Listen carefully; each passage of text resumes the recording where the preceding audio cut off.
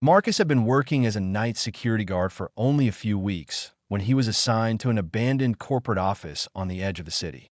The company had shut down years ago, but the property's owners kept the building under surveillance because strange reports often came in. Flashes of light in the upper floors, shadowy figures moving past broken windows, and unexplained alarms going off at night. To Marcus, these were just rumors that came with the job.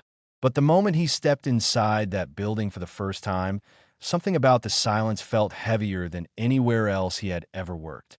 His flashlight beam cut across endless rows of cubicles, all frozen in time, with dusty papers still scattered across desks and faded motivational posters peeling off the walls. The air carried a stale smell, like it hadn't been disturbed in years, and every step Marcus took echoed through the hollow corridors, as if the building itself was listening. He brushed it off, telling himself it was just nerves, but deep inside he knew this shift was going to be different. What unsettled him most was the elevator at the far end of the hallway. Its doors were partly open, yet no matter how long he stared, he swore the darkness inside was moving ever so slightly, as though something was waiting in there just out of sight. As the hours ticked by, Marcus tried to focus on his patrol. His job was simple: walk each floor, check the locks, make sure no one had broken in, and report back to the control room. But tonight, every sound felt exaggerated. The creak of a door hinge, the whistle of wind through cracked windows, even the faint dripping of water somewhere in the building. The strangest part was how often Marcus felt like he wasn't alone. More than once, he caught himself spinning around because he swore he had seen movement in his peripheral vision. At first, he thought it was just his mind playing tricks in the dim light, but soon the feeling became stronger, almost undeniable, like invisible eyes were following him. When he reached the fourth floor, Marcus noticed something that froze him in place. On one of the dusty desks, where no one had worked for years, a single chair had been pulled out, angled as if someone had just been sitting there moments ago. He shined his flashlight across the room, heart thudding in his chest, but all he saw were abandoned cubicles and dust floating in the beam of light. Trying to dismiss it, he muttered to himself that maybe the chair had been left that way before the building was abandoned. But when he turned to continue his patrol, he heard it. 3 distinct knocks echoing down the hallway behind him. They weren't random creaks or noises from the old structure. These knocks were deliberate, slow, and steady, as if someone was signaling him. Marcus stood frozen, gripping his flashlight like a weapon. His breath grew shallow as he tried to listen, but the silence that followed was even worse than the knocking itself. It was the kind of silence that pressed against his ears, heavy and unnatural, as though the building was holding its breath with him. Every instinct in his body screamed to leave, to step back into the comfort of the control room, but duty forced him to stay. Slowly, he turned his flashlight toward the end of the hallway, and that was when he saw it. For just the briefest second, a figure was standing at the far end, tall and unmoving, its outline barely visible in the gloom. And then, just as quickly, it was gone. Marcus stood frozen, staring down the long hallway where he thought he had just seen that figure. His mind raced. Was it a trick of the light, a shadow cast by his own movement, or had someone really been there? His rational side wanted to believe it was his imagination, but his instincts whispered a darker truth. Determined not to panic, he took a slow step forward, the sound of his boots echoing unnaturally loud against the linoleum floor. The hallway stretched ahead like a tunnel, the broken fluorescent lights overhead buzzing faintly, flickering on and off as if the power itself was struggling to stay alive. As Marcus advanced, he felt the temperature drop. A chill seemed to seep out from the walls, crawling across his skin and raising the hairs on his arms. He tightened his jacket around himself, but the cold wasn't normal. It was the kind that didn't just touch your body, but seemed to press into your bones. He raised his flashlight again and swept the beam across the cubicles. Papers lay scattered across some desks as though workers had fled in the middle of their day, coffee cups still stained and dried, computers long dead, yet positioned like they were waiting to be used again. But nothing stirred. No figure stood at the end anymore, trying to calm himself. Marcus reached for his radio, the only connection to anyone outside. He pressed the button to call in, his voice low but steady. "Control, this is Marcus. I thought I saw someone on the fourth floor, checking it out now. No confirmed activity yet." But instead of the usual static crackled reply, the radio hissed with a distortion he hadn't heard before. It wasn't static. It almost sounded like faint whispers, overlapping, as though dozens of voices were trying to speak at once, but none clear enough to understand. He pulled the radio away from his ear, staring at it in confusion. And just then, the sound stopped. The silence returned, heavy and suffocating. Marcus swallowed hard, putting the radio back on his belt. He told himself it had to be interference, maybe from the building's old wiring. But just as he convinced himself, a noise came from behind him, soft, dragging footsteps echoing down the hallway he had just walked through. He spun around, flashlight beam slicing through the darkness, but the hallway was empty. Completely empty. No doors had opened. No one was there. And yet the sound had been so close, so clear, like someone was deliberately following him just out of sight. His pulse raced faster as he backed up toward the stairwell, the feeling of being watched now so intense it was suffocating. That was when he saw something that made his stomach drop. On the dusty floor, just a few feet behind where he had been standing minutes earlier, were fresh footprints. Not his own. These were longer, narrower, and they trailed off into the darkness of the hallway where the figure had been. Marcus felt his knees weaken. The building wasn't just empty. Someone, or something, was walking these floors with him. Marcus stared at the footprints as if they might vanish if he blinked. They were too fresh, the dust disturbed in a way that proved beyond doubt that something, or someone, had walked there moments before. His hand trembled slightly as he adjusted the grip on his flashlight. A cold bead of sweat slid down the back of his neck, but he forced himself to keep moving. Standing still made the silence worse. He decided to head toward the stairwell, reasoning that at least there he could listen without the maze of cubicles around him distorting every sound. The stairwell door groaned loudly as he pushed it open, the noise bouncing down the concrete shaft like a scream trapped in the hollow space. The stale air inside was colder still, carrying the faint metallic smell of rust and dampness. He shined his flashlight down the spiral of steps, but the beam dissolved before reaching the bottom. It was as though the light itself refused to touch the lower floors. Swallowing his unease, Marcus began to descend, his boots clanging on the metal steps, each impact echoing longer than it should have, as though the stairwell itself were stretching the sound. Halfway down, he paused. There was again the sound of footsteps, but this time they weren't behind him. They were below him, slow, deliberate, and impossibly synchronized with his own, as if someone was mocking his pace. He froze, holding his breath, and the steps continued for 3 more beats before fading into silence. His heart pounded so hard he could hear it in his ears. For a moment, he considered running back up to the control room, locking the door, and waiting out the rest of the shift, but his training and stubbornness forced him onward. He needed to see. He needed to know. When he reached the landing of the second floor, Marcus aimed his flashlight through the wired glass window of the stairwell door. The beam revealed a long, deserted hallway lined with cracked tiles and peeling paint. At first glance, nothing seemed unusual. But then, as his light drifted across the floor, he saw something that nearly made him drop the flashlight. The dust along the hallway had been disturbed, not just with footprints this time, but with long streaks, drag marks, leading from the far end of the hall and disappearing around the corner. The marks were uneven, broken in places, as though whatever had made them had resisted being pulled, but Marcus's throat tightened as a chill rushed over him. He stepped closer to the glass, trying to see better, when suddenly the stairwell behind him answered with a sound he couldn't explain.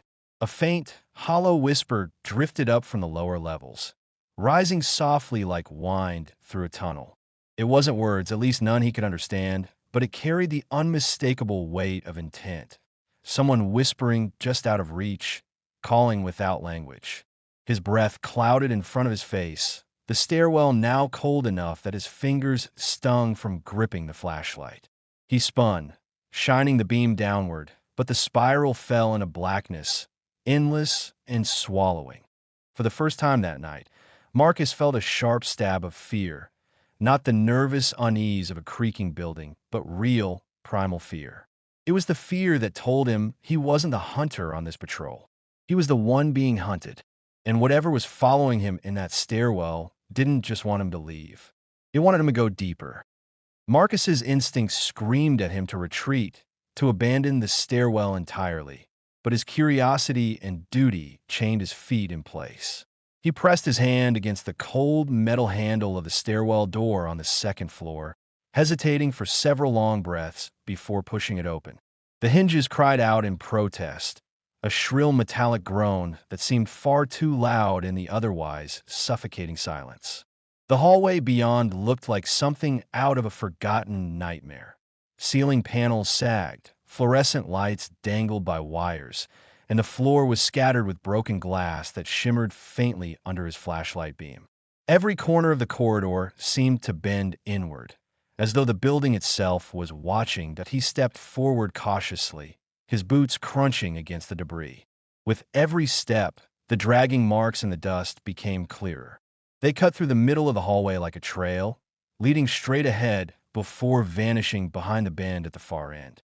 The more Marcus followed, the heavier the air seemed to grow, as if invisible hands were pressing against his chest, urging him to turn back. Yet, something stronger than fear kept pushing him forward. The need to know what was in this building, the truth behind the figure he'd glimpsed. The deeper he went, the stranger the atmosphere became. His flashlight began to falter, dimming in and out, as though its batteries were draining unnaturally fast. He smacked it lightly with his palm, and the beam steadied, but the shadows in the corridor seemed to respond, thickening, shifting, almost alive. That was when Marcus noticed the sound.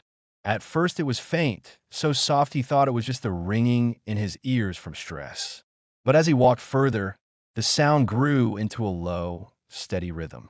It wasn't footsteps this time, it was breathing.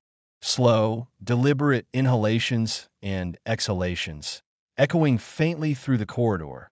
Though there was no one in sight, Marcus's pulse quickened. He swung his light toward the ceiling, half expecting to find something crouched above him, but the cracked tiles revealed nothing. He swept the light across the walls, the corners, the far end of the hallway. Still nothing. But the breathing continued, now layered with something else. Faint whispers, fragmented syllables slipping between the sounds of breath, like voices trying to form words, but never fully speaking.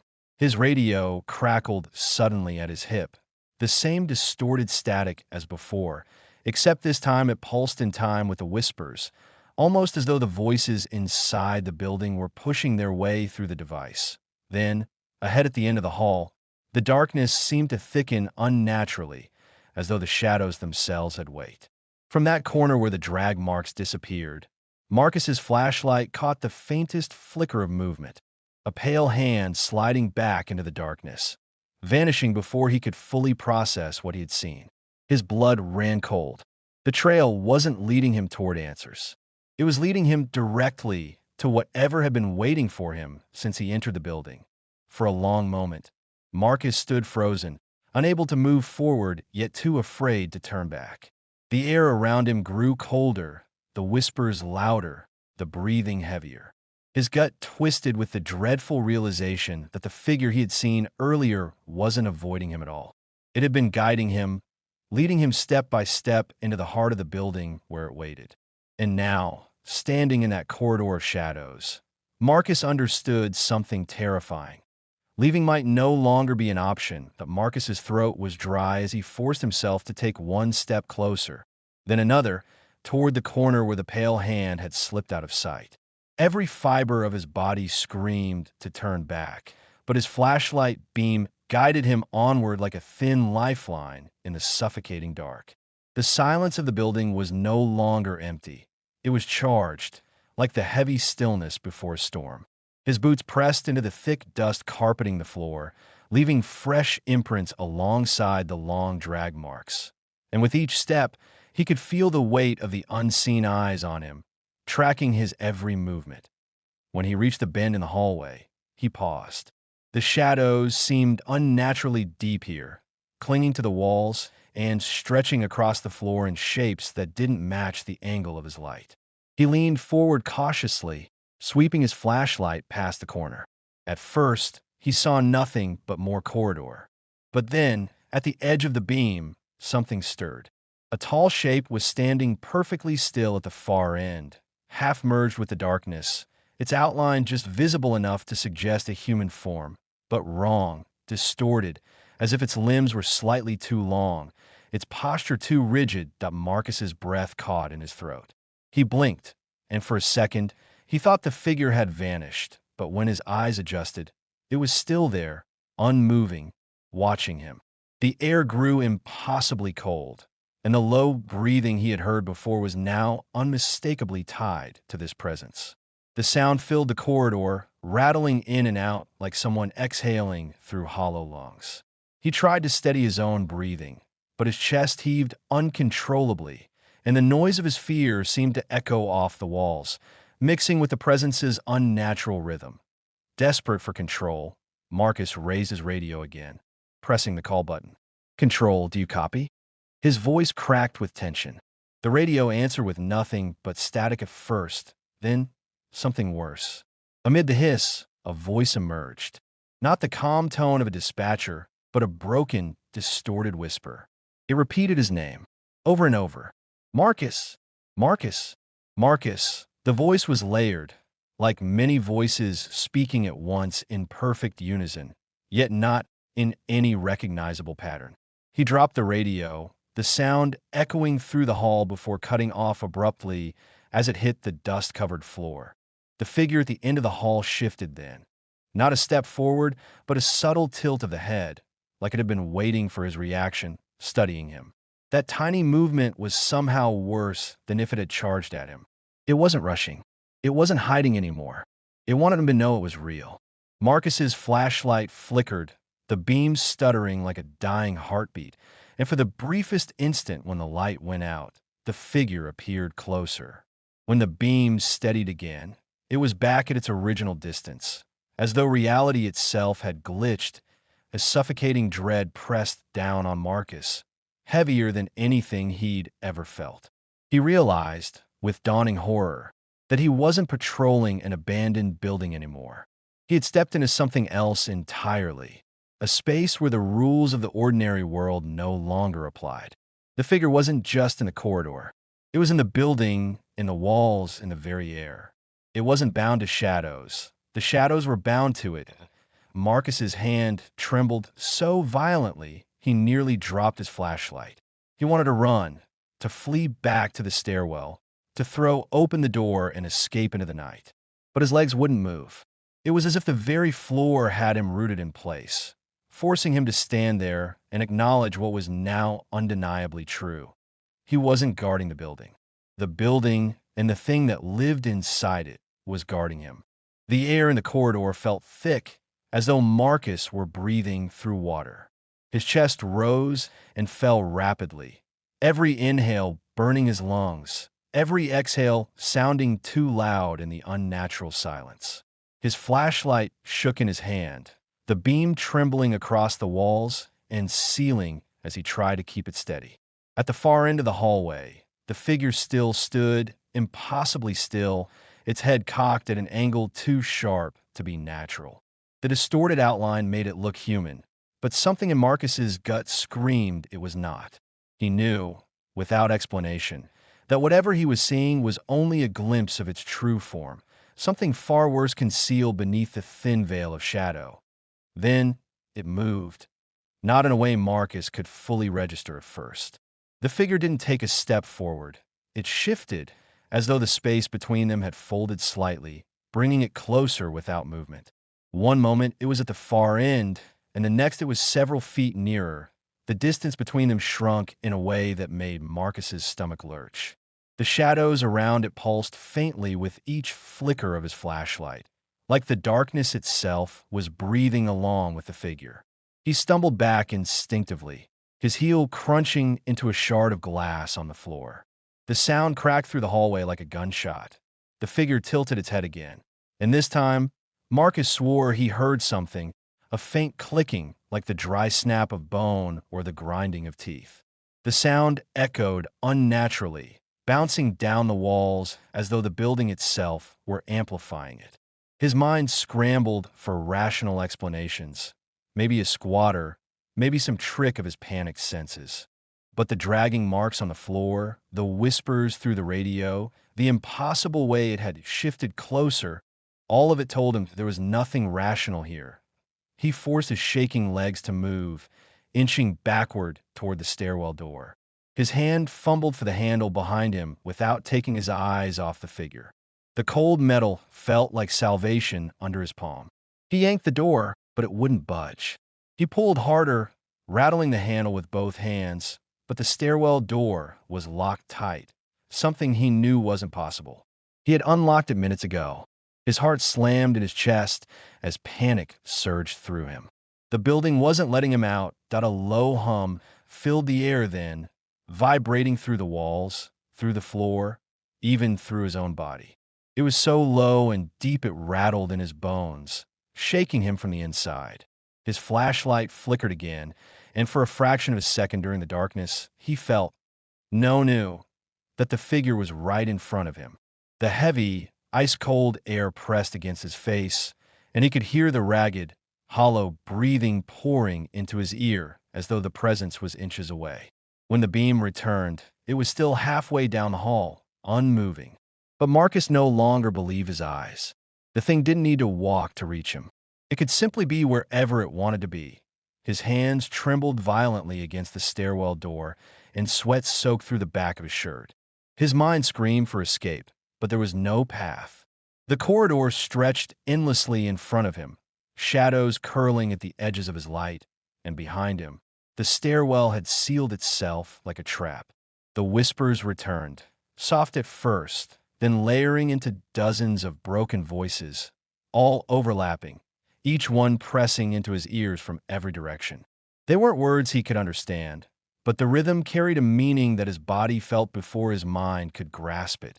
"You belong here." Now, Marcus's knees threatened to give out, but he clung to the door handle as though it might still save him. His entire body shivered violently as his flashlight dimmed once more. The figure tilted its head a final time, and Marcus understood the horrifying truth. The thing wasn't approaching him. It was waiting for him to surrender to the shadows and step forward into its domain. That Marcus's grip on the stairwell handle had become so tight that his knuckles turned white, but the door remained firmly sealed, as though welded shut by unseen hands. His chest heaved with ragged breaths, and every second felt stretched into an eternity. The voices in the air had grown louder, their whispers swirling together into a chorus that seemed to seep into his mind. He couldn't understand the words, but the tone was unmistakable, inviting, coaxing, as though dozens of unseen mouths were urging him to let go of the door and step toward the figure waiting in the darkness. The flashlight, his only defense, gave its final protest. The beams sputtered and dimmed, flickering wildly like a dying star. Each time it faltered, the figure's position seemed to shift unnaturally closer, the shadows bending around it like a shroud. When the light steadied, the figure appeared distant again, still rooted at the far end of the corridor. But Marcus no longer trusted what his eyes told him. He could feel it closer, the icy weight of its presence pressing against his chest, the rhythm of its breath brushing his ear, the faintest vibration in the floor as though it was already standing beside him. He tried the radio one last time, desperate for a human voice. His trembling fingers pressed the button, and instead of static, he heard something far worse. His own voice came through. Not live, not real, but a perfect playback of his earlier call. "Control, this is Marcus. I thought I saw someone on the 4th floor, checking it out now." The words repeated again and again, each loop degrading into distortion until it was just a garbled mess of syllables, swallowed up by static. The realization made his stomach drop. The building wasn't just holding him. It was replaying him, like it had absorbed his presence into its walls. Then, the whispers fell silent all at once. The corridor was suffocatingly still. Marcus dared to raise his head, his trembling flashlight beam locked on the figure. For the first time, it moved deliberately. One step forward. The sound was impossibly loud, echoing through the entire building as though the floor itself had cracked beneath it. Marcus's heart skipped a beat. Another step followed, slower this time, as though savoring the approach. With each stride, the shadows bent and stretched unnaturally, curling along the walls like liquid darkness spilling outward. Marcus's body betrayed him.